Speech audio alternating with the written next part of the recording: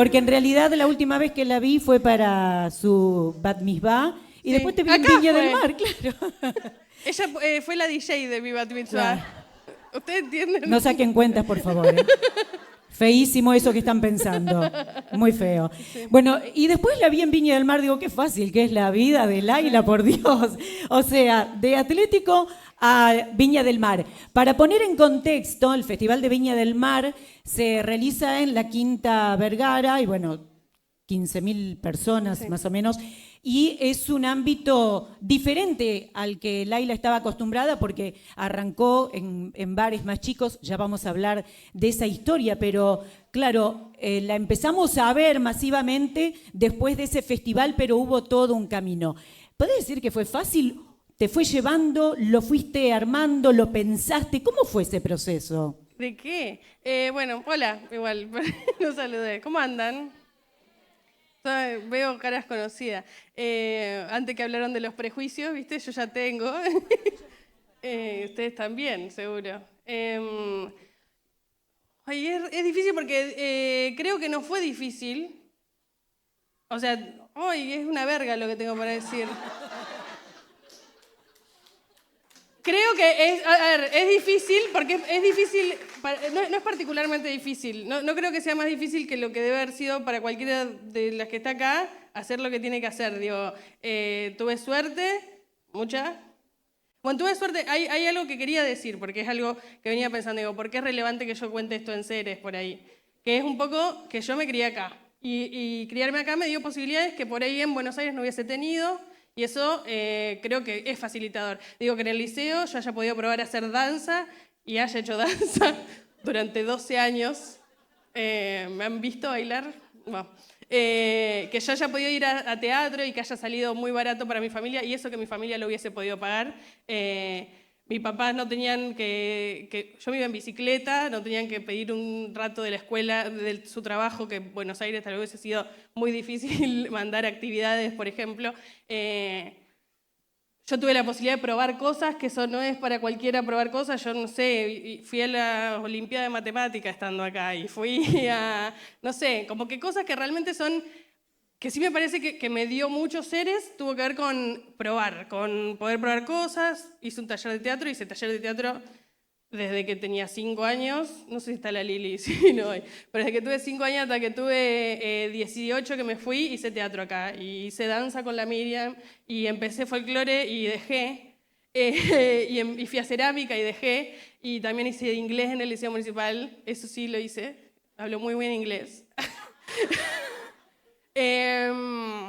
Pero todas esas cosas son posibilidades que tuve por mi familia, un poco también. Algo que decía, dijo antes Ruth también, que decía que hay que leer para que los chicos quieran leer. Bueno, vengo de una familia donde había libros en mi casa, incluso cuando yo no leía estaban los libros y mis papás los leían y capaz, no sé, la discusión que se daba en la mesa tenía que ver con eso. Entonces creo que tiene todo un valor ese crecimiento que me permitió a mí, que eso también no es la realidad de un montón de gente. Yo me pude ir a estudiar a Rosario. Sé que hay un montón de gente acá que querría haber ido a estudiar afuera y no pudo irse a estudiar afuera. Y yo me pude ir a estudiar algo que después no es lo que me dediqué también. Y que hay mucha gente tampoco se hubiese podido permitir eso, porque si hacían el esfuerzo de mandar a alguien a estudiar, no existía la posibilidad de que diga, no, la verdad no me gusta mucho esto, me parece que quiero estudiar esto otro. Yo tuve esa posibilidad gracias a mi familia. Que me pude ir a Rosario, estudié ciencia política, no me gustó, estudié estadística, la terminé, me fui a trabajar. Ese es mi recorrido. Claro. A todo eso, vos que ya tenías adentro el bichito del teatro, Sí. que te gustaba el arte y demás, ¿qué pasaba en tu casa? ¿Cuál era Mi el familia, rum rum? todos actores. Sí. Mi mamá hacía teatro, no sé si ha ido a taller de teatro. Mi hermano hizo teatro, mi hermana, los que conocen a mi hermana, no se lo puede creer, pero mi hermana iba a teatro. No sé si está mi hermana. Pero eso, una familia donde cuando íbamos a Buenos Aires a visitar a mis abuelos, íbamos a ver teatro. El teatro era algo que nos interpelaba como familia, nos interesaba. Y bueno, yo eso lo Pero de ahí, de eso, a la proyección de que te dediques. No, ni idea. O sea, no, lo que me pasó así en esto, que es lo que me daba un poco de culpa venir a hablar de Ceres esto.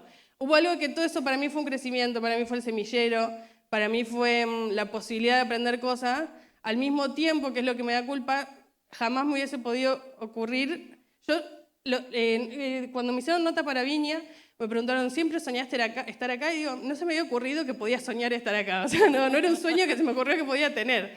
Y eso mismo me pasaba.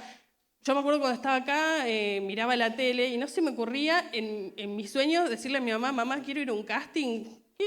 Y entonces yo veía que después le hacía una nota a Lali, y Lali decía, sí, fui con mi hermana y nos equivocamos de casting. Y digo, ¿cómo te equivocás de casting? No entiendo ni cómo funciona un casting. Entonces hay como una cosa que te queda, que no podés negar, que es la distancia que hay con donde suceden ciertas cosas. Yo sé que no hubiese podido. Acá podría haber hecho teatro, que lo hice como taller, pero digo, probablemente si yo hubiese querido ser actriz y no profesora y no alumna de teatro, no hubiese podido hacerlo. Y lo digo con el dolor que me causa saberlo. Pero digo, ¿cuántos de ustedes hubiesen ido a ver mi obra y cuántas veces me hubiesen ido a ver? Hubiese sido un momento que hubiese tenido que decir, bueno, no, me tengo que ir a hacer la obra. Bueno, podría haber hecho en Ercilia, pero se me iba a agotar en algún momento y iba a tener que irme a otro lado, y que es lo que tiene la maldición de Buenos Aires, que es que están mucha gente junta ahí amontonada y hace que se pueda, esta cosa de que si yo puedo hacer funciones toda la semana y que haya 500 personas distintas toda la semana, hoy en Argentina solo puede suceder en Buenos Aires, ni siquiera en Rosario, les digo, podría hacer eso mismo. Me tendría que haber proyectado de otra manera para que eso suceda. Sí me parece súper importante que existan los espacios de semillero, digo, porque si no, capaz si yo no hubiese hecho teatro acá, nunca se me hubiese ocurrido hacer teatro cuando fui a estudiar a Rosario. Yo seguía haciendo teatro como hobby siempre. No se me hubiese ocurrido anotarme en un curso de clown cuando me fui a vivir a Rosario. Me hubiese sentido muy incómoda, capaz por primera vez ir a hacer un taller de teatro a los 20 años. Que ahora lo pienso y digo, ¿cómo voy a tarada? Pero bueno, vieron que uno tiene esas cosas que ya le da miedo empezar cosas nuevas de repente y esas cosas que son desde ese lado. Y bueno, el recorrido fue ese. Yo terminé acá, me fui a estudiar a Rosario. Lo que estudié también siento que es parte del mismo. Digo, capaz si yo me hubiese ido a estudiar a Rosario teatro, capaz hoy no estaría haciendo esto, porque capaz hubiese tenido 20 años y me hubiese sentido totalmente frustrada y digo, ¿para qué estoy estudiando esto? ¿Y de qué voy a trabajar? Y a los 22 hubiese empezado a estudiar ingeniería y hoy estaría haciendo puente, qué sé yo. Capaz hice mal. No lo sé, ahora que lo pienso. Pero un poco eso, como yo estudié y creo que haber estudiado eso y haber me dio léxico de cosas que si no tendría. Conocí gente que capaz si solo hubiese conocido en mi vida actores, que embole. No recomiendo a los actores de su vida. Me dieron todo eso, bueno, y yo, el recorrido fue ese, que estudié en Rosario. Yo siempre seguía haciendo teatro, clowning, pero hacer reír siempre me hizo feliz. Entonces siempre fue lo que traté de hacer. Y después, bueno, yo busqué trabajo de estadística, que era que estudié, conseguí trabajo en Buenos Aires en ese momento, y me mudé a Buenos Aires por eso, porque no conseguía en Rosario Ahí trabajo. está, te mudaste porque tenías trabajo de Sí, otra cosa. de estadística. ¿Y el stand-up en qué momento aparece? No sé, pero es que yo invento en las entrevistas esta parte. Porque, O sea, no hay coincidencia en lo que vamos viendo. Le voy a preguntar de verdad a ustedes. ¿Piensan tipo hace 15 años? ¿Por qué hiciste algo hace 15 años? Ay, no sé, qué sé yo, lo hice, no sé. En ese momento, yo hacía teatro, si tengo que reconstruir, yo hacía teatro, hacía impro, hacía clown, debo haberme mudado a Buenos Aires y debo haber dicho, bueno, ¿qué puedo hacer acá? Ah, mirá, hay gente haciendo stand-up. Me imagino que vino por ese lado y debo haber buscado un curso y me debo haber anotado, porque yo fui al curso. Entonces imagino que yo hice todo eso. Si lo pienso no me lo acuerdo nada de todo eso. Lo que sí me acuerdo es que cuando terminé el curso hay algo con el teatro, con el clown, con la impro, con todo lo otro que hice, que tiene lo lindo de que se hace con otros, que la obra pero tiene lo negativo de estar con el otro, que es que cuando es algo que haces por hobby y tu compañero tiene 3 hijos y tiene 2 trabajos y estuvimos ensayando una obra, y yo le digo, ay, el jueves a las 4 de la mañana nos dieron un teatro para que hagamos una función, y me dice, no, imposible que yo vaya a hacer esa obra, y entonces yo no puedo hacer esa obra porque mi compañero no pudo, porque no nos alcanza la plata para pagarle un iluminador que necesitamos ese día. El stand-up tiene algo medio de campaña en eso, que es que yo ahora justo tengo un micrófono y hay luces, pero también se podría hacer, no estoy haciendo stand-up igual, pero se podría hacer, digo, mientras haya gente escuchándome, yo podría hacerlo y no necesito mucho más que eso, y si necesitan que haga 10 minutos de eso, lo puedo hacer, y si necesitan que haga 1 hora, también lo puedo hacer. Entonces, tiene como muy maleable, en el sentido de que era muy fácil meterse en lugar y hacerlo. Mi marido es productor y al principio hemos actuado en lugares que era una pizzería que ponían un cajón y nos pagaban 300 pesos para que vayamos a hacer chistes ahí. Y nosotros íbamos y lo hacíamos, y era posible que por ahí las otras artes que había hecho antes tenían todo lo mágico que tiene la fantasía que genera el teatro, porque tiene la escenografía y tiene la luz, pero tiene todas las dificultades económicas de tiempo que tiene. Y entonces me pasó con el stand-up que por primera vez empecé a ver plata. Empecé a ganar dinero haciendo eso, que siempre había sido mi hobby. Iba a la pizzería, me pagaban 300 pesos, nadie se reía, eso también pasaba. Pero me pagaba, el pizzero me pagaba a mí. Cuando yo terminaba de hacer, yo hice mis 40 minutos de chistes, nos han tirado aceitunas. Sí, porque pasaba mucho ahí al principio que, no sé, había alguien que tenía una pizzería y decía, no, yo quiero traer un show de stand-up. Y nadie quería ver el show de stand-up, la gente quería comer pizza. Y entonces nosotros nos subíamos a ese cajón de frutas y la gente estaba como, por favor, que la callen. Yo quiero hablar con mi pareja, vinimos a comer pizza y a compartir lo que pasó en la semana, y esta mina, ¿qué me importa tu vida? Yo los reentiendo porque yo hubiese sido esa gente, si alguien se hubiese parado a hacer stand-up. Entonces, eso. Y ahí empecé a ganar plata, y cuando empecé a ganar plata, empecé a pensar que por ahí podía hacer una carrera. Y ahí pasó algo muy bueno, que es que se murió mi abuelo. Una cadena de acontecimientos. Claro, no, pobre mi abuelo, tenía 87 años, la gente a esa edad se muere. Y hay alguien de 87 diciendo, no, por favor, morirme, no. Pero bueno, ¿vieron qué pasa? Eso. Y entonces mi abuelo se murió, y él vivía en Buenos Aires y tenía un departamento que quedó vacío y que me permitió a mí, por eso digo que la mitad es suerte, que yo me fui a vivir ahí, que no pagaba alquiler, y cuando dejé de pagar alquiler para mí me cambió todo, porque de repente fue como, bueno, entonces no necesito un sueldo, porque de última, ¿qué es lo peor que puede pasar? Que debo un montón de expensas, me corten la luz y comer arroz, digo, eso fue lo que yo pensé en ese momento.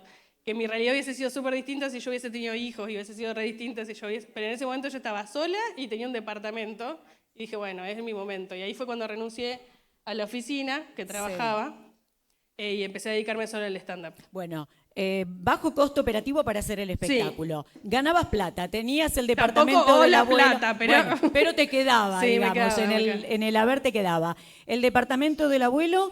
Un productor... Así que lo que necesitan es eso. Claro, ahí está la fórmula, ¿no? Ahí está la Un abuelo con un departamento que se muera. Es lo que... Lo recomiendo mucho. Y ahí así pueden construir la carrera. Claro, fundamental. Y ahí comienza entonces también, supongo, la posibilidad de plantear, bueno, ¿cómo seguimos? Aparecen los guiones, aparece la proyección, ¿cómo lo voy manejando? Voy diciendo lo que me viene a la mente. ¿Cómo ibas manejando esa cuestión? No digo lo que se me viene a la mente. A veces sí, pero no conviene. Da toda la impresión que sí. Sí, no conviene. Lo que siempre hablamos con colegas, que el stand-up lo que tiene es que si está bien hecho, tiene que parecer muy fácil, y que se me ocurrió recién, y en general no pasó nada de eso. No fue ni fácil ni se me ocurrió recién. De hecho, mucha gente que ha ido a más de una función, la decepción que siente de darse cuenta que las cosas que digo a veces como, ay, me confundí, digo en el show, y digo otra cosa, y dice, ay, sí, en esa función se equivocó, y vienen a la siguiente, y yo digo, ay, me confundí, y hago lo mismo, y dicen, ay, entonces es mentira que se confunde. Es muy decepcionante. No me vengan a ver más de una vez, ese es el pedido. Hay un guión yo tengo una forma de creación que no es de guión, no me siento a escribir. En general lo que hago es... Hay algo del stand-up justo como en particular, que no es una arte escénica, no generas una escena, no hay representación, es más un arte de comunicación, es más de hablar. Y para mí es muy importante que cuando yo hago lo que hago, hablar como yo hablo. Y cuando escribo, no escribo igual que cuando hablo. Pues nadie lo hace. Entonces, cuando me pasaba al principio, porque la escuela del stand-up es que hay que escribir los chistes, que cuando los escribía y después los iba a decir, me sentía rarísima, porque yo no hablo como lo tenía escrito. Entonces empecé al revés, empecé a decir las cosas y a escribir lo que digo. Si a alguien le sirve ese proceso de creación para algo, por ahí cuando dan charlas y quieren que no suenen acartonadas, en vez de pensarlo, lo que sí pienso es las estructuras antes. Digo, bueno, voy a querer contar esta historia y tengo estas 3 puntas que creo que son donde van a estar la gracia. Entonces yo ya sé, ese esqueleto lo tengo en la cabeza, pero no tengo escritas las palabras que voy a usar, ni tengo nada de eso en papel, porque me pasa que si, por ejemplo, había un chiste que yo tenía al principio, que ahora lo escucho y digo, yo no hablo así. Funciona el chiste igual, solo que a mí no me gusta, que era, soy gorda, no, el chiste era este, decía, yo soy gorda, y la gente me dice, no, Laila, sos gordita, y el diminutivo no me quita kilos, me quita dignidad, ese era el chiste. Y la gente, y hay algo que yo no digo quita kilos, ¿de dónde digo quita? Jamás en mi vida usé la palabra quitar, y me di cuenta que tenía que ver con que era un chiste que yo lo había escrito. Y entonces a mí me sirve más crear distinto como eso, hablarlo, y como de la tradición oral de las cosas, y después bajarlo a papel o escribirlo. Pero sí hay un guión, digo, aunque no sea un guión que me haya sentado y lo haya escrito, existe ese guión. Lo escribo yo, porque a veces me preguntan, ay, ¿tu marido te ayuda? No, podés pararte y decirlo. No le ayudo, me ayuda. Sí, es una persona que me ayudó mucho en que en esto sí el rol de las mujeres, que todo el tiempo nos sentimos impostoras en todo lo que hacemos. Yo, por ahí el resto no. Pero yo todo el tiempo pienso, estoy robando, se van a dar cuenta, estoy acá por cupo, eso me pasa mucho, que siento que estoy en lugares por cupo. Explica lo que es el cupo. Me llaman a un festival y yo internamente pienso, yo no me merezco estar en este festival, me llamaron porque necesitaban que haya una mujer. Esto es lo que yo me digo a mí misma. Después digo, ¿por qué? ¿De dónde se me salió eso? Y no, evidentemente no soy yo la que me dice eso, es todo el tiempo lo que escucho de todos lados y yo me convenzo que es así. Y sí me sirvió mucho todas esas inseguridades que tengo que no son mías, son todo el tiempo, a todas nos están diciendo que tenemos que demostrar que nos merecemos. Aparte esto sí quiero discutir, que capaz no me merezco estar en ningún lado, pero yo voy a estar igual. ¿Qué es esto del merecimiento tanto? Demostrame que te lo mereces. No, la verdad ni me lo merezco, pero callate y escúchame. Es verdad, no me merecía nada de esto. Pero porque la verdad es que también cuántos no se merecen nada y están haciendo las cosas y no estamos todo el tiempo, no sé, no me lo merezco, qué sé yo. Se murió mi abuelo. Me merezco por el sufrimiento de mi abuelo, lo que tengo. Pero bueno, sí fue para mí muy importante en la construcción de la carrera. Que haya otras mujeres también me ayudó. Eso también, que haya otras mujeres haciendo comedia, porque también al principio, cuando yo empecé a hacer comedia, ya las mujeres hacían comedia en la Argentina, digo, no es que soy la primera, pero sí me pasaban los circuitos así de Lander. Esto siempre me dio mucha bronca, que es que las mujeres no tenemos mucho permiso de ser mediocres, o tenemos que ser excelentes o no hacer las cosas, porque si no, no nos merecemos los lugares. Entonces me pasaba que los shows, si había, los shows rotativos se llamaban en ese momento, en un bar organizaban y había 4 comediantes varones y no podía haber 2 mujeres, tenía que haber una. Y esa se lo tenía que merecer, porque tenía que ser la mejor, Porque también cuando a mí me iba bien, qué graciosa la gordita, cuando me iba mal, las mujeres no son graciosas. O sea, de mí dependía lo que vos pienses sobre la comedia femenina del país. Entonces cargaba sobre mi espalda lo que vos pienses sobre lo que somos las mujeres, no sobre lo que era yo. Que no pasa con los varones no sos gracioso y él no es gracioso. Y nadie empieza a... No, lo que pasa es que los pelados no son graciosos.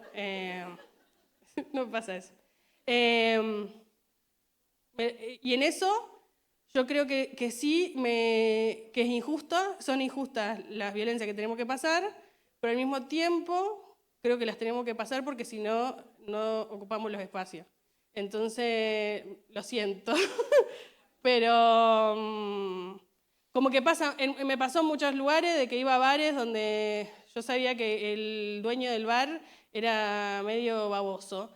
Yo no iba a dejar de ir al bar porque el dueño era medio baboso. Cuando podía hacía un chiste sobre que el dueño era medio baboso si podía y que no se note tanto que estoy hablando del dueño porque quiero que me vuelvan a pagar para actuar en este lugar.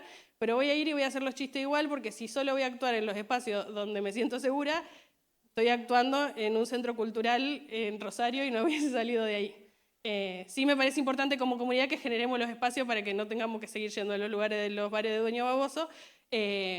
Pero también creo que como mujeres tenemos que aceptar que por ahora vamos a tener que ir a los bares de los babosos e ir y hacer eso. Que es una verga. Pero bueno, es lo que hay que hacer también a veces. Y fui mucho a lo de los bares de los dueños babosos. Actué con muchos otros varones que no fueron graciosos, actué con varones que fueron graciosos, actué con mujeres que fueron muy graciosas, actué con mujeres que se les... Esto también me parece importante marcarlo, lo difícil que es en la comedia para las mujeres muchas veces, primero los prejuicios que tienen los demás sobre nosotras, sobre si hacemos reír o no hacemos reír, o si somos graciosas o no somos graciosas. Pero también hay como toda una traba que tiene que ver justo con todo lo que hablaron hoy de las tareas de cuidado y demás, que si una chica hace stand-up y tiene hijos, probablemente para ella irse a un bar a actuar y que haya un baboso y a dejar el hijo en su casa sea una dificultad que los varones no tienen. Entonces vi muchas compañeras en el camino dejar. Porque eran las principales cuidadoras de sus hijos, porque las tareas del hogar se la comían, porque es muy riesgoso tomarte un tren y ir a actuar a Morón y volverte a las 2 de la mañana y es más riesgoso para nosotras que lo que era para un varón y yo decidí ponerme en ese riesgo porque me gustaba, pero sé que no es lo que tendríamos que hacer y que muchas no se lo bancaron y no es culpa de ella no bancárselo. Bueno, y me empecé a ir bien. Y empecé a subir videos a redes sociales. Las redes sociales tienen algo lindo que vuelve un poco... Sé que hay un algoritmo, pero al mismo tiempo vuelve un poco más democrático algunas cosas. Yo puedo subir las cosas y puedo no tener presupuesto para grabar esas cosas, pero si más o menos el chiste estaba bien, empezó a viralizarse y bueno, eso pasó y me empezó a ir bien por las redes. Las redes para mí fue un momento de quiebre. La herramienta de hablar con el público, que es la que potencian mucho también a través de bueno, los reels. pasó igual en el stand-up en Argentina, desde la pandemia, muchos comediantes, yo, Connie Ballarini, Lucho Mellera, que la está rompiendo también.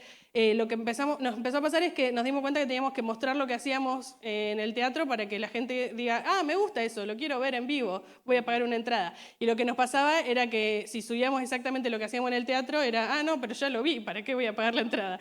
Entonces empezamos a hacer esta parte que tiene interacción con el público, que es algo que hace que sea distinto en cada función, claro, que no quemas el espectáculo y que te da la posibilidad de ir mostrando lo que haces.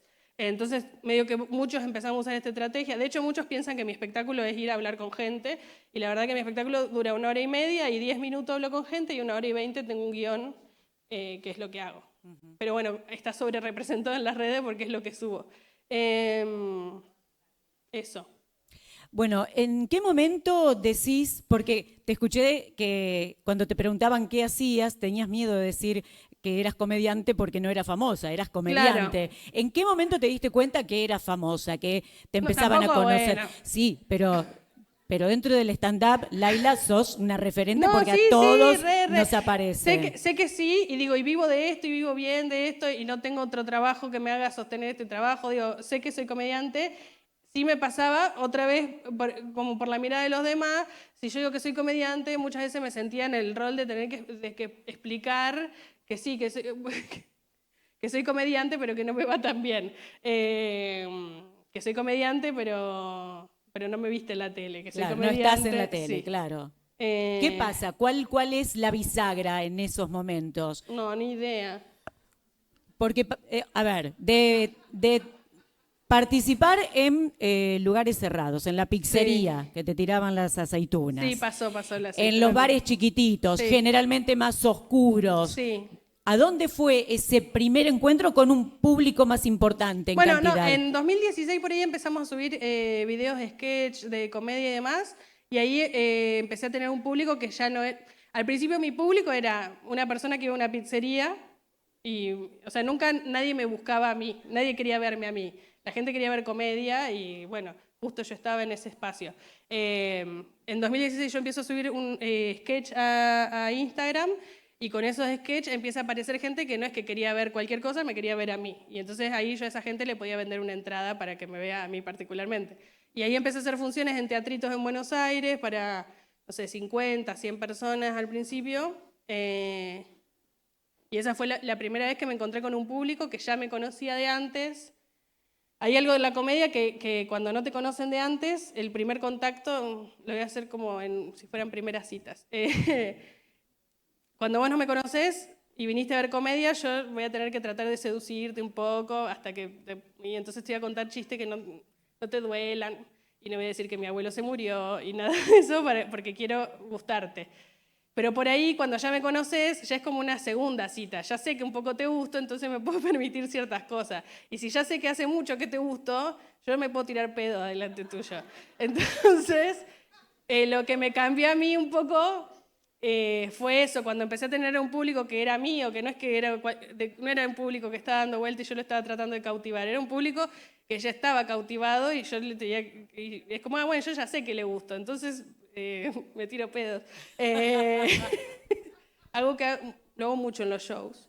Hay un segmento entero. Nadie me iba a ver. Hay un segmento, 25 minutos, soy yo tirándome pedos. Es lo único, el arte que estoy haciendo ahora.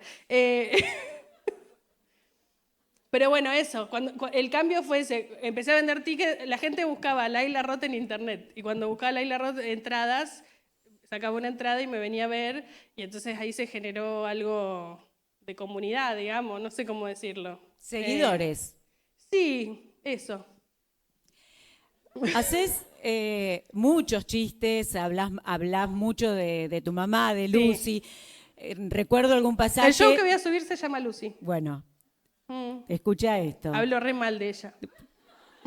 Pará que quiero ponerte en contexto.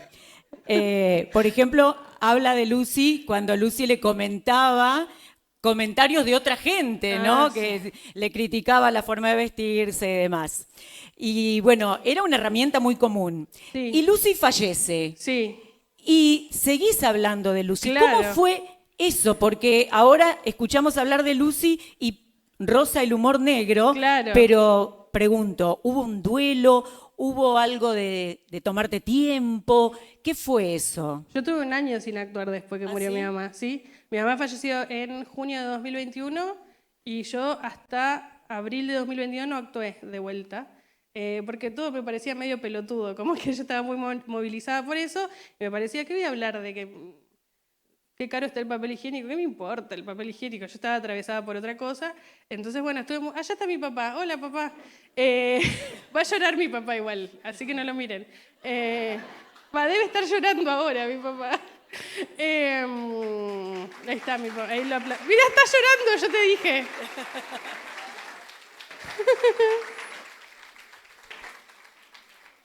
Vos querías pasar desapercibido. Sí. Hubo un duelo de mi mamá. Hay algo de que también, por cómo soy yo, mi forma de procesar el dolor tenía que ver con hacer chistes de eso. Todos deben haber ido a velorios y en los velorios se hacen chistes, es algo que te pasa porque es muy fuerte el dolor y creo que la contracara de eso es que, bueno, riamos, no, qué sé yo. Hay algo de la tensión que genera el dolor que necesitas soltarla por el lado y bueno, en mi caso fueron chistes.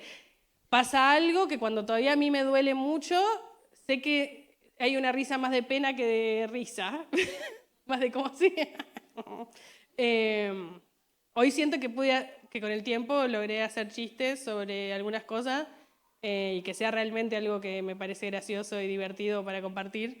Creo que también es una forma de mantenerla viva, mi mamá. Igual está muerta, pero no la revivo, no es que flasheo revivir a mi mamá. Pero bueno, hablar de ella a mí me sirve porque me hace acordar a ella. Me gusta cuando viene gente que la conoció y me dice, ay, no, pero tu mamá no era así. Le digo, bueno, para mí sí. Así que eso sí, para mí está bueno poder hablarlo. Y porque también a mí me interesa la comedia de autor, por decirlo de manera. Me interesa que los chistes que yo hago no los puede hacer cualquiera. Me gusta que solo tengan sentido cuando los digo yo. Y bueno, esas cosas tienen sentido solo cuando las digo yo. Laila, vamos a abrir un paréntesis. Yo Sí. muero por escuchar la anécdota No, del no. chocolate 100% amargo para ella porque era Era diabético. diabética, sí. Y que Está mi soñaste, papá acá. claro, y que soñaste, Lo podemos hacer sketch con mi papá acá. no, es mortal. No, lo explico, no lo voy a contar como material, solo lo explico. Mi mamá era diabética, no sé si lo sabían, y cuando, no sé, fuimos a comprar unos chocolates y uno que compré era sin azúcar. Y mi papá vino a casa y estábamos tomando un café y ve ese que es sin azúcar. Y me dice, ay, bueno, cuando yo me muera, es muy rico me dice, muy rico este chocolate, a tu mamá le hubiese encantado, me dice él. Digo, ay, bueno, está bien. Me dice, cuando yo me muera, me dice mi papá, enterrame con uno de estos chocolates, así se lo llevo a tu mamá. Y yo digo, pero no debe ser diabética en el más allá también, como yo creo que si hay un fantasma, no es un fantasma diabético, dale algo con azúcar. Entonces, no sé si él sigue queriendo que lo entierre con el chocolate sin azúcar. Pero bueno, esa era medio la historia que... Ahí está llorando, ay papi, no llore tanto. Calma, doctor, calma. Igual él llora de emoción, él todo lo emociona Sí, muchísimo. sí. Bueno, de todas maneras pasó desapercibido cuando en el escenario de Viña del Mar, 15.000 personas dijiste que estaba de novio. Ah, que me enteré acá que no sabían que mi papá tenía novia. Fue como un chisme del pueblo que lo anuncié en la televisión. Ahora todos escuchan, mi padre tiene novia, sí, está de novia. Ya no está con ella, está con otra. La tía acá. Bueno, Viña del Mar y Sí. después las giras y demás. Hiciste algo que no venías haciendo, porque cuando yo te veo salir, saliste arriba, full, Sí. ¿no? Porque vos me dieron cocaína en el camarín. y yo no estoy acostumbrada a la cocaína. arriba y era uno tras de otro. ¿Te habían pedido algo especial? ¿Lo planearon? ¿Cómo fue eso? Bueno, estas son cosas muy técnicas de la comedia. Si quieren se los digo, pero por ahí se duermen. Pero, el Festival de Viña el festival es de música principalmente y hay actos de comedia en el festival siempre entre los artistas. A mí me tocó hacer el acto de comedia. Yo tenía que hacer una hora de stand-up en ese lugar. Y bueno, una de las particularidades que tiene es que la gente que fue al espectáculo, la que está ahí en vivo, no fue a ver al comediante, fue a ver, el día que estuve yo estuvo Nicky Nicole y Camilo. Entonces la gente que estaba ahí había ido a ver a Camilo y a Nicky Nicole, y era bueno, no sé, Entonces el momento del comediante, esa hora del comediante, que la gente aprovecha a irse al baño, va a comprarse una hamburguesa, se ponen a hablar con el que está al lado. Hay gente que está por ahí desde las 4 de la tarde ahí porque quería asegurarse un buen asiento. Entonces no es el mejor clima para estar haciendo stand-up. Y entonces una de las pautas que en general te dicen es hacer chiste corto, porque lo que tienes que el que está caminando yendo al baño, si tiene que seguirte una historia muy larga, no te la puede seguir, entonces no se va a reír de los chistes. Si haces chiste corto, caza un chiste, se ríe de ese chiste, por ahí el que sigue no lo escucha, pero no pasa nada porque se puede enganchar con el que sigue. No es mi estilo el chiste corto, no soy de chiste corto, a mí me gusta el desarrollo, pero dije, bueno, voy a preparar unos buenos 15 minutos de chiste corto, me compro al público, y cuando lo tengo conmigo, le empiezo a hacer chistes largos. Bueno, no funciona eso. No fue mal, pero bueno, cuando empezó el chiste largo, la gente seguía yendo al baño y la gente seguía yendo a comprarse la hamburguesa y dije, ay, debería haber hecho una hora de chiste corto. Pero no es mi estilo y no lo hubiese podido, no sé si lo hubiese podido sostener tampoco. Pero estuvo re buena la experiencia igual. Si me llaman de vuelta y me pagan lo que me pagaron, voy de vuelta.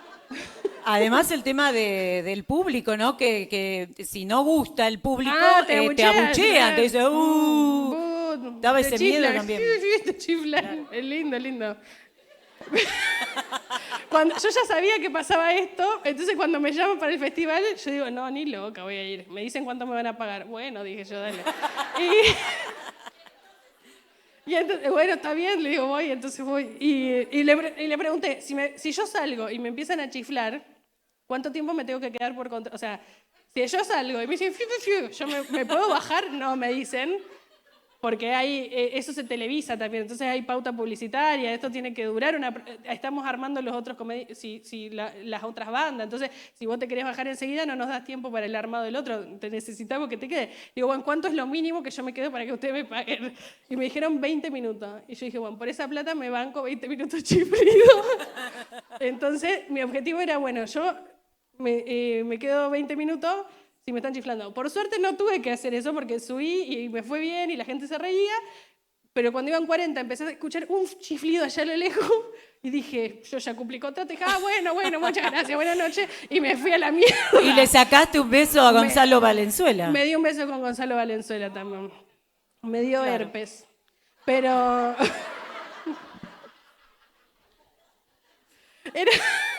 Estaba ahí de jurado y las noches anteriores yo había visto a los comediantes que habían ido y cada vez que había una comediante mujer y la cámara lo tomaba a él, la gente ahí en el coso empezaba, beso, beso. Entonces yo ya sabía que cuando esté yo me iba a tocar darme un beso. Entonces llevé un preservativo. No, pero me di un beso con una chica también, eso estuvo lindo. Pero sí, me llevé un beso. Tremenda experiencia, Sí. tremenda. Después aparecen las giras por el mundo. Sí. Bueno, ¿a dónde fue la primera gira? Recurrimos a Diego. ¿Europa? ¿España? Es verdad, fue antes. En realidad lo que Viña llega en un momento que yo ya estaba, o sea, no es que no es que Viña me catapultó a un lugar, sino que yo venía en un lugar que me catapultó a Viña. No sé si tiene sentido lo que Sí, dije. era el recorrido previo. Claro. Está bien. Ya había hecho gira antes. Ni me acuerdo cuándo fue la primera gira. Estoy España. mirando a mi marido a ver si se acuerda. Sí, Uruguay o Chile debe haber sido. Uruguay, porque Chile fuimos después. Uruguay debe haber sido lo primero. No viene el caso. Bueno, sigo. Bueno, no, lo que sí, espera, esto voy a decir, sí me pasó que antes de que incluso me vaya bien o qué sé yo, fuimos en 2014 a España y actué. Esa fue la primera gira. 2014 fui a España y como había conocido a algunos comediantes acá, los contacté y en sus shows actué, pero nadie me ha ido a ver a mí. No, pero de todas maneras, ¿qué público es el que va? ¿Es el argentino que vive allá, que reside? No, latino en general. Bueno, en España diría el 80% son españoles y el 20% son de comunidad latinoamericana. Claro. No sé, este año hice gira en Estados Unidos y bueno, diría que el 60% eran argentinos y el otro 40% eran de otros países. Yo hago en español, entonces, de otros países que hablan español. Pero más o menos ese es el número. Es lindo, ponerle el año pasado estuve en México, me gusta mucho cuando voy y siento que la mayoría de la gente es de ahí, porque siento que logré trascender alguna barrera cultural que si vendrían solo argentinos, digo, le estoy hablando a poca gente y así siento que le estoy hablando más. Pero es muy lindo, es lindo. ¿También haces referencia a seres cuando estás afuera? Sí. ¿Cómo es? Cami Levis. No, la Maru Levis. Maru Levis. Sí, la nombré. El Nacho, yo les digo el Nacho. todo. Vino ¿Cuál al show? es Nacho? No Les está digo. mal. La familia tenía ¿qué tal? Eran los Granados. No sé si lo tienen. Bueno, el Nacho Granado vive en Quilmes, en Berazategui. Tiene una peluquería canina. Sí. Vino a uno de los shows y hablamos por eso. ¿Que fue el novio al que le dijiste que estaba ciega? No, no fue ese. A otro. No voy a decir quién fue. Yo sabía que esta invitación el único objetivo era ese. No voy a decirlo. No va. Se murió esa persona, no está. Bueno, Era mi abuelo. así que seres siempre presente. Sí, claro. Bueno, pero porque es donde viví los primeros 18 años de mi vida. Cuando hablo de mi infancia aparece, cuando hablo de mi secundaria, digo, puede no estar presente, no voy a mentir, no hago una oda a Ceres. Vengan a ver el show, voy a hablar una hora de Ceres, pero sí, obvio, conforma parte de quién soy. Aparte, hay algo que yo no me doy cuenta, pero que mis compañeros comediantes, compañeras comediantes me dicen que es que se te nota siempre que viniste de pueblo. Como yo hace 10 años que vivo en Buenos Aires, me dicen, no entiendo cómo te seguís sin decir una S, me dicen. Le digo, yo tampoco. Pero bueno, me pasa un poco eso que está ahí presente. Bueno, y pasa que cuando estás en algún espectáculo dices, yo soy de Ceres, hay Sí. alguien de Ceres y te dicen, Sí, yo soy de Ceres, sí, ¿sí? siempre, un miedo me da. Porque yo hablo mal de mi papá, hablo mal de mi mamá, y entonces digo, ay, que no le digan a mi papá, va a llorar, pero bueno. No le dijeron, ¿no? Bueno, los que vieron el show. Pero bueno, sí, no, me encanta cuando vienen, siempre les pregunto. Me di cuenta que Ceres tiene mucha gente que, claro, como yo, que se fue y que, entonces muchos que digo, ¿conocen Ceres? Y de repente me dicen apellido que yo no conozco. Me dicen, no, pero nos fuimos en el 96. Y digo, sí, no, yo había nacido ese año. Entonces eso, pero bueno, me gusta, me encanta, vengan cuando quieran. ¿Alguien vino a ver un show mío? ¿Vos? No, porque yo ya lo expliqué por qué no hago acá. Pero hicieron en Ceres, Yo hablo mal, fueron a la radio. yo hablo mal de mi... Yo hice en el 2000... Voy a decir estas dos cosas. Vine en el 2014, vine en el 2016. Nadie la pasó bien. Ni yo ni los que estaban ahí. Entonces, no, la pasaron bien, pero normal. Pero hay algo que para mí es muy importante en la comedia, que es que yo, por ejemplo, hago chistes sobre mi mamá, yo lo hago en Buenos Aires y la gente, jaja, qué gracioso, ni la conocen a mi mamá, les chupa huevo. Yo lo hago acá y están todos como, ay, mirá lo que dijo de la madre, qué falta de respeto, ¿cómo va a decir eso? No, pero ella está diciendo que era así, ella no era así. Yo no puedo con eso, no puedo. Hago un chiste sobre mi papá y están como, que, ay, el padre. ¿Pero cómo va a decir eso del padre? Una vez en Rosario actué y me estaba esperando a la salida una enfermera que había trabajado con mi papá para decirme que qué mal que yo decía esas cosas de mi papá. Entonces yo no puedo hacer un show acá, porque no puedo volver. Básicamente es por eso que no hago un show acá. ¿Y alguna vez el doctor o Lucy te recriminaron, dijeron, che, obvio, todo el tiempo. ¿Ah, sí? Sí. Ustedes lo que tienen que saber es que la mitad de lo que yo digo es mentira. Entonces, no tienen que... Como que mi papá dice, pero yo no soy así. Ya sé, papi, pero no es gracioso como sos vos. Entonces... Yo hago comedia, no hago una biopic de mi vida. Entonces, eso. Como que muchas veces me han recriminado. Muchas de las cosas igual... Tenemos puntos de vista distintos sobre algunas cosas, como les pasa, alguna vez hablando con su padre, que dicen, pero mamá, vos siempre me hacías esto, yo jamás te hice algo así. Es como, mamá, siempre me hacía eso. Bueno, tenemos estas diferencias con mis padres, lo mismo, que yo le digo, sí, papá, vos me habías dicho esto, ¿yo cómo te voy a decir eso? Bueno, una cosa de la que, ¿puedo recriminarte algo, pa? Se largaba a llorar ahora de angustia. Cuando estaba hablando Gise sobre el espacio seguro, hace poco estábamos hablando con mi papá, y yo le digo, vos eras muy estricto conmigo en muchas cosas. Me dice, yo no era estricto. Digo, bueno, por ahí, yo le digo, me acuerdo que si a mí me iba mal en un examen, me daba una vergüenza decir, como yo, era un tema. Me acuerdo de una vez pensar, voy a tirar la prueba en la basura y que él no la vea, la voy a meter. Y me dice, pero yo no te hubiese dicho nada. Le digo, no. Y después reflexionando, digo, bueno, pero por ahí, si a alguien le iba mal, me decías, ¿puedes creer que tal pelotudo se llevó la materia? Y entonces yo digo, claro, a mí no me decías nada, pero yo escuchaba que pensabas que la gente era una pelotuda cuando se llevaba una materia. Entonces a mí me daba miedo. Y yo entiendo que eso, no es que mi papá es un monstruo por eso. Lo decía sobre... ¿Quién era el pelotudo? No. Pero eso, muchas veces hay mensajes que mi papá ni se daba cuenta que me daba en la vida, como decir, ay, este es un pelotudo porque se llevó una materia, y que capaz era un pelotudo. Pero claro, a mí me calaban esos mensajes y me dicen, no, yo no era estricto. Entonces, de repente pasa en la comedia que yo hago un chiste sobre que qué estricto era mi papá, y mi papá viene al show y me dice, yo no era estricto, la combo. Y yo le digo, bueno, pa, no era, qué sé yo. También pasaron 30 años, que me voy a poner a discutir. Pero bueno, pasa un poco eso. Así que no voy a hacer show acá. ¿Alguien quiere hacer otra pregunta sobre mi familia? ¿Qué vas pensando? ¿Qué recursos para ir renovando cada uno de los espectáculos? Porque, bueno, la familia, seres, cosas que pasan, intimidad, ¿con qué lo vas renovando? Y todo eso. Sí, en ese orden. Sí, hoy no tengo un proceso creativo donde te diga, no, me siento y pienso, veo las noticias del día. No tengo esa forma de crear. Me pasa en general cuando pasa algo que me causó gracia, o me acuerdo, o por ahí estoy hablando en una conversación y digo, sí, porque cuando yo era chica pasó tal cosa. Digo, esto puede ser algo, esto puede ser una punta. Me anoto, tengo un grupo y con él. vos. No, porque él a veces me ayuda mucho, al final me escribe los chistes. No, él me ayuda con algo que a veces estamos hablando y pasa algo gracioso y yo en el momento no registro que fue eso gracioso y él se acuerda y me manda como... Bueno, el otro día, ¿puedo contar esto? Es algo muy, muy íntimo. Nos encanta, nos encanta. Yo estaba en casa, él no estaba en casa. Y yo le hago una llamada desde como WhatsApp web, pero como desde la compu de WhatsApp. Y tenía muteado, yo no escuchaba. Entonces llamé y no escucho como que está sonando. Y eructo, porque pensé que nadie me estaba escuchando.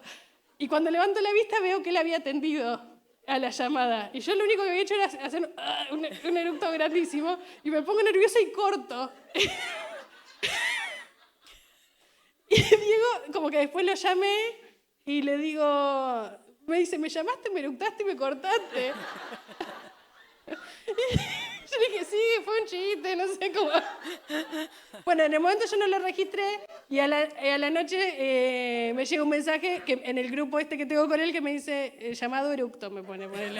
Entonces yo ya digo, bueno, esto puedo en algún momento escribir chistes sobre que lo llamé y le eructé en el oído. Pero bueno, esas cosas, como que sí tengo algo como entrenado, justo ahí se me pasó, pero tratamos de tener entrenado donde creo que puede haber algo que puede ser gracioso. Prueben con sus parejas, mantiene viva la pasión. Lo llama, le eructa y le corta. Así, muy hot. Bueno, eso son como que medio que... Así hago el material. ¿Alguien quiere preguntarle algo específico sobre la vida privada? Yo respondo todo. Próximamente, ¿qué se viene, Laila? ¿Qué tenés en mente? Ahora, el 24 de junio, creemos... ¿No es tu cumpleaños? Es mi cumpleaños. Ah. Porque por eso, creemos que voy a subir a YouTube el especial este, que es el show que vine haciendo los últimos 2 años, que se va a llamar Lucy, porque hablo bastante de mi mamá. Que vine a grabar unas cosas acá en marzo para subir también ahí. Eso, la idea es subirlo el 24 de junio, no sé cómo estamos con los tiempos, por ahí se suba después. Y en julio empiezo a trabajar en la tele. Bueno, ¿A dónde? voy a estar en Canal 13, voy a estar de lunes a viernes con Mario Pergolini y Rada, a la noche. Che, y lo dice así. Así. Fuerte el aplauso, por favor. Tremendo, Laila. Y estoy por estrenar una peli. Ay, me nominaron a los Oscars, no sé. No, lo de la tele es cierto. Y después en septiembre voy a estrenar el show nuevo, que de acá a septiembre mi idea es ir armándolo. Y en septiembre estrenar el show nuevo, que andaré dando vuelta por ahí con el show nuevo. ¿Qué te está chusmeando la Zuni?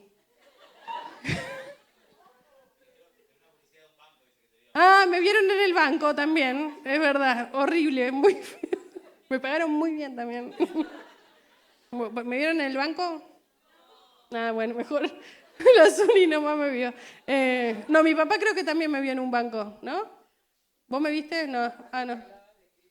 Hablaba de, soy una cripto bro. No, como que era stand-up financiero, me pagaron y como que mientras estabas esperando en el banco había un video mío hablando de cosas. ¿Alguien quiere preguntar?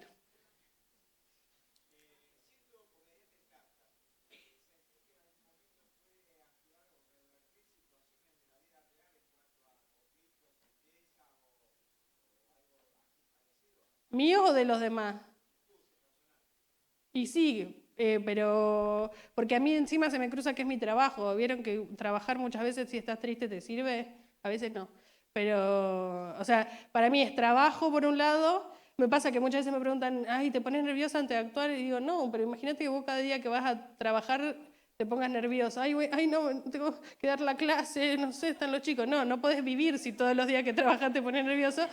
Para mí hacer un show de stand-up en mi trabajo no me pongo nerviosa, pero sí me pasa que muchas veces, primero que me ayuda como herramienta de la parte del humor, muchas veces a transformar la bronca, el hartazgo, la ira o, no sé, la ternura en otra cosa. Y también me sirve porque es mi trabajo y porque me saco de la cabeza, vieron que la cabeza es una verga. Entonces, hacer te saca de ese lugar. Muchas veces estás como, ay, no sé qué, y te pones, no sé, a picar cebolla y un poco la cabeza se te va de ahí, bueno. Para mí también me funciona un poco por ese lado, pero sí me sirve. No lo recomendaría como una herramienta terapéutica para la gente, no diría a la gente, tipo, tenés que hacer stand-up para curar tus problemas, no, porque no, aparte hago terapia, pero a mí me sirve personalmente, digamos.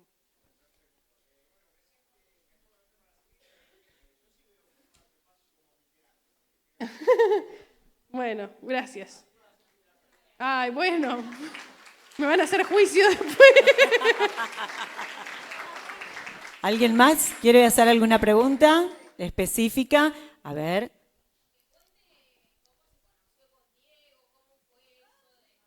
A Diego no le gusta que lo cuente porque es una historia que no nos pinta bien.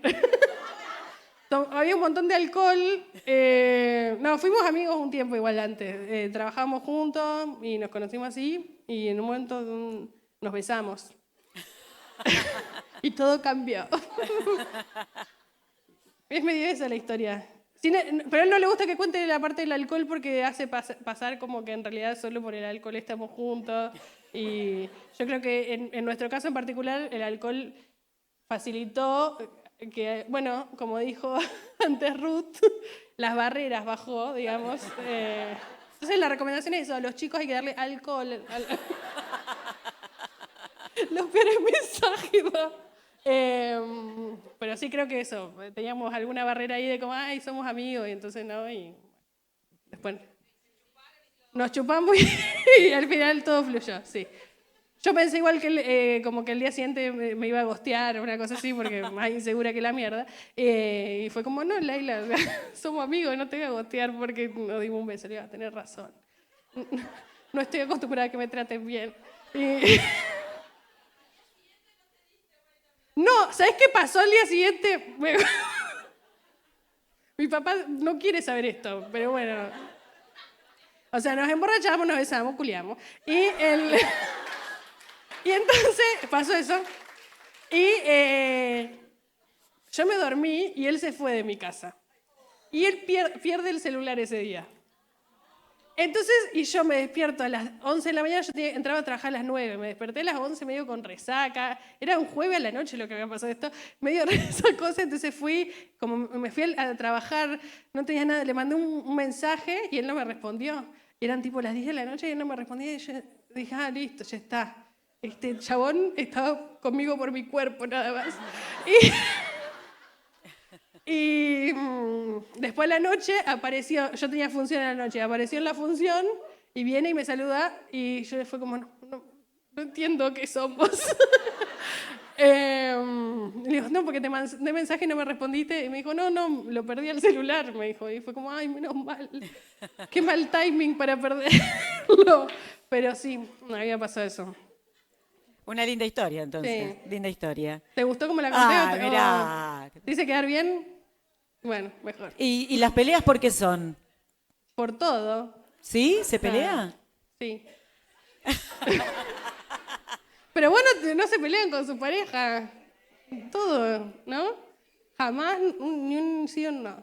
No, tenemos las discusiones de trabajo y las discusiones de pareja. A veces un poquito se mezclan, pero no tanto. Creo que están separadas. No le gusta hablar. Lo estoy mirando como pidiéndole permiso porque digo, pobre, por ahí se siente medio expuesto.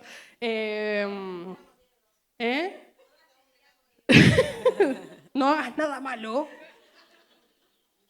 No, por las cosas de la convivencia se pelea todo el tiempo. Porque no nacimos para vivir con otra persona, pero pagar 2 alquileres es mucho. ¿No? No. Pero bueno, eso.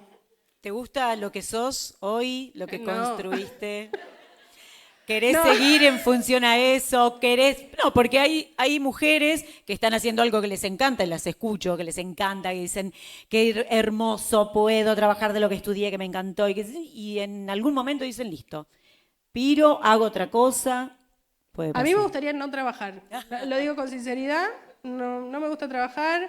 si yo pudiera el resto de mi vida quedarme tomando daiquiri en mi patio, es lo que haría.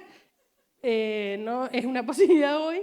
Entonces trabajo, y dentro de toda la posibilidad de los trabajos que existen en el planeta y que yo puedo hacer, la comedia es de los que más me gustan. Como dije antes, como es mi trabajo, un montón de veces lo hago sin tener ganas de hacerlo. Hay una cosa del compromiso con la gente que es incómoda. Me pasa días que yo me siento mal, porque no sé, tengo diarrea, estoy muy escatológica. Y a la noche tengo que ir a hacer la función igual, porque la gente pagó una entrada que le costó un montón pagar para venir a ese espectáculo y se bañó y se tomó un tren, y yo tengo que tratar de dar el mejor espectáculo y yo me estoy cagando. Entonces, hay algo como de eso, de toda la... Pero bueno, pero al mismo tiempo me dedico a contar chistes, ese es mi trabajo, me pagan por eso. ¿Y cuando llegás al momento que empezás, no se te va todo eso de la mente? No, cuando tengo diarrea no. Pero cuando... Sí. Pero hay otras cosas que sí puede ser, pero... Vos sabés que aquí en Ceres, desde hoy, sos ciudadana ilustre. ¿Qué? Como la gaviota de plata en Viña del Mar. Vos sabés que la gaviota de plata, eso te iba a decir, te la da el público. Claro. No hay un jurado, como que el público empieza a gritar gaviota, gaviota, Claro. y hacen así con la mano como si fuera una gaviota, entonces te dan la gaviota. Así que me gustaría que todos hagan ciudadana. No. Ay, Los brazos arriba, vamos. Ciudadana, ciudadana. Es groso esto, es groso. Bueno, vení Alejandra, Laila. El aplauso para Laila, por favor, que se abrió con nosotros, que paseó por todas partes, que habló de lo que hay detrás.